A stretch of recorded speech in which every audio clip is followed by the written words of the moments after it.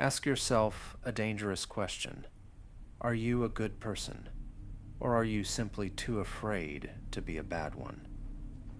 Most people spend their entire lives mistaking their inability to cause harm for morality. They mistake their cowardice for kindness and their lack of options for virtue. But as the Swiss psychiatrist Carl Jung understood with terrifying clarity, a man who is incapable of being a monster isn't virtuous. He is merely harmless. He is a toothless tiger convinced he is a pacifist. To be truly moral, you must first be formidable. You must possess the capacity for darkness, the strength for aggression, and the potential for destruction. And then you must choose to keep that power under absolute, conscious control. You are currently running your life on a corrupted and outdated operating system. From the moment you were born, you have been suppressed, filtered, and edited to fit a social blueprint that was never designed for your individual success. It was designed for your compliance.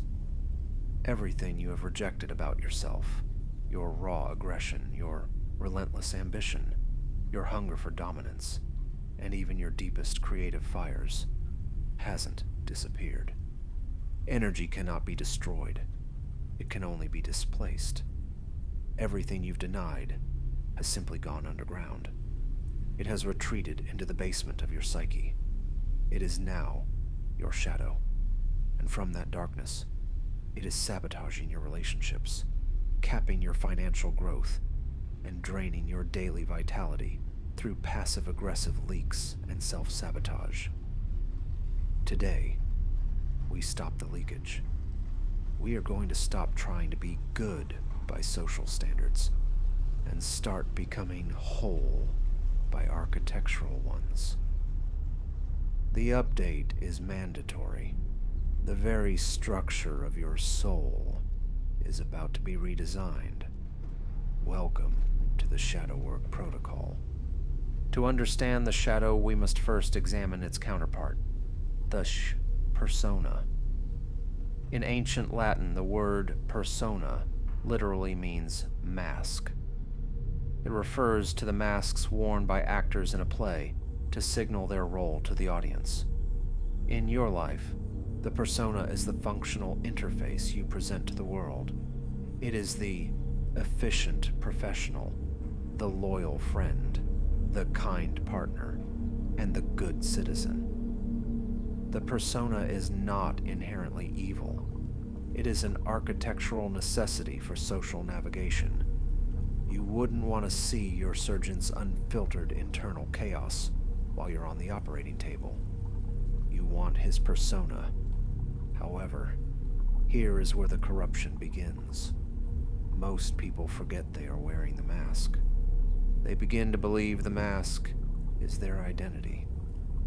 When you over-identify with your persona, you create a massive psychological debt. For every yes you say, when your entire being wanted to say no, a brick is added to your shadow. For every time you swallowed your valid anger to keep the peace, for every time you pretended not to want the promotion, the shadow grew denser and more resentful. Carl Jung famously defined the shadow as that hidden, repressed, for the most part, inferior and guilt-laden personality whose ultimate ramifications reach back into the realm of our animal ancestors. It is the collection of everything you were told was too much or not enough. You were told you were too loud, so you became unnaturally quiet. You were told you were too competitive, so you became agreeable and learned to lose. You were told your desires were shameful, so you became modest. But nature abhors a vacuum. That energy didn't vanish. It simply transformed into a counter-ego that lives in your subconscious. While your persona smiles politely at your colleagues, your shadow is planning their downfall. This internal friction is the silent killer of productivity. It is why you feel chronically exhausted, even after a full night's sleep. You aren't tired from your work.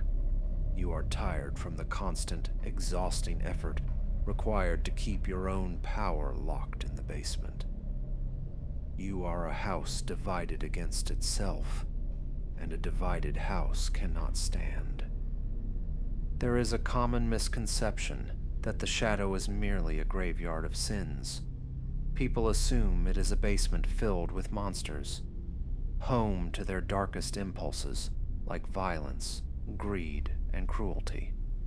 And while those primal elements are certainly present, they are only the surface layer. If you go deeper, you find something far more precious. Within the shadow lies what Jungians call the golden shadow.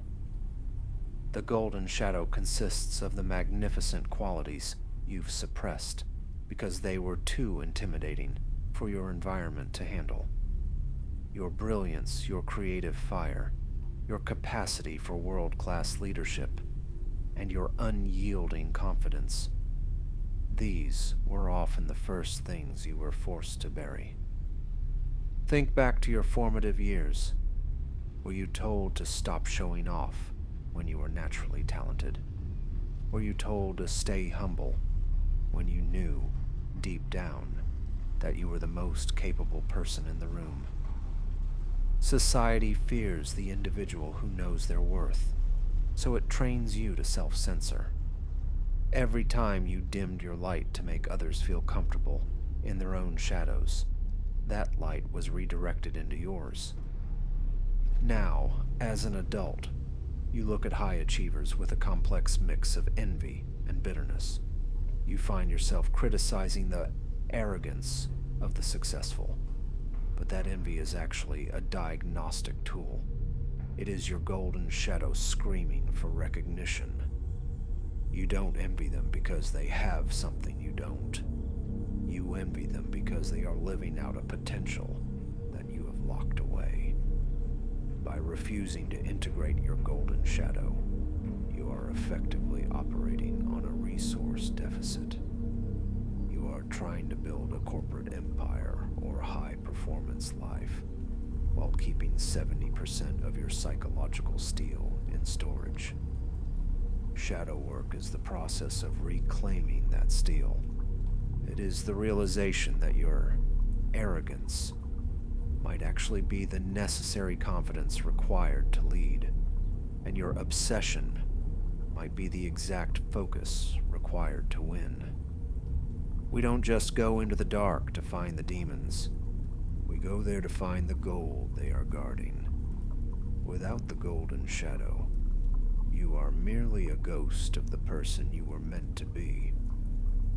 How do you find your shadow in a world specifically designed to help you hide it? You look at your triggers.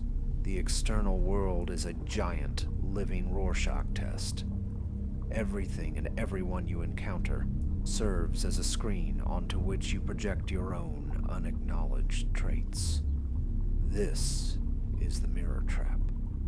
When someone's behavior causes an allergic reaction in you, a level of irritation, anger, or judgment that feels disproportionate to the situation, you are not actually looking at them. You are looking at a part of yourself that you have forbidden from existing. Consider the man who is obsessed with the purity and morality of others. He is often the one most terrified of his own repressed sexuality. Consider the person who vitriolically hates narcissists and attention seekers. They are often the ones who have suppressed their own healthy need for recognition and self-worth. They hate in others what they cannot allow in themselves. As long as you are in denial of your shadow, you are a puppet. You have no true agency. Anyone who triggers your repressed traits has absolute power over your emotional state. They pull the string, and you dance in a fit of rage or judgment. They control you because they represent the parts of you that you haven't mastered. To break the mirror trap, you must adopt the architect's perspective. When you feel triggered, you do not attack the mirror. You turn the light inward.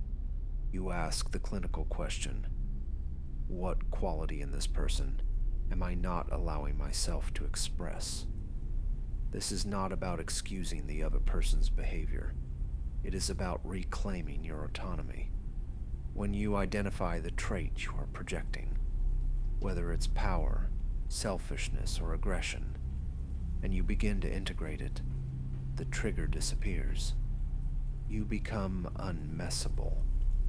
You gain the rare ability to see people exactly as they are, rather than as reflections of your own internal chaos.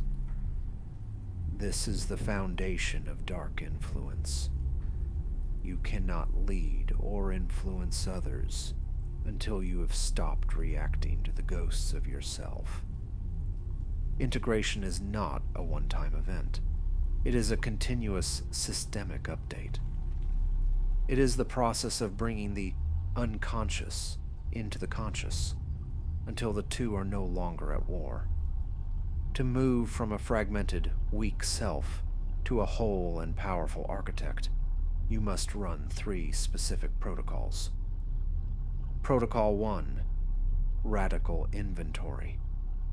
You must stop lying to yourself in the dark. This requires a brutal audit of your internal ledger. Take a piece of paper and write down the traits you hate most in your enemies and your colleagues. Be specific.